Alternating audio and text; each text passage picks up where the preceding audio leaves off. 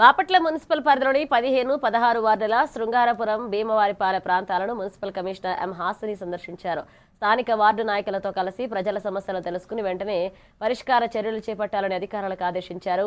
ఇటీవలే బాధ్యతలు చేపట్టిన కమిషనర్ ఆపరేషన్ క్లీన్ స్వీప్ లో భాగంగా డ్రైనేజీ పూడికితీత పనులను కూడా పర్యవేక్షించాలని, ఇక సమస్యలపై పరిష్కారంపై ఆమె చూపుతున్న చొరవకు ప్రజలు హర్షం వ్యక్తం చేస్తున్నారు.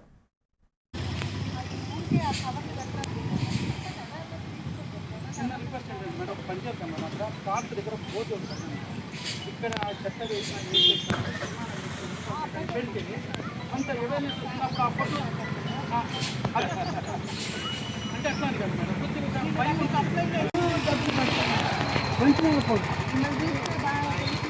ఆ పొంపు రావచ్చు ఇంకొని ఇంటికి వెళ్ళిపోయింది అభివృద్ధి పెట్టుకోవాలి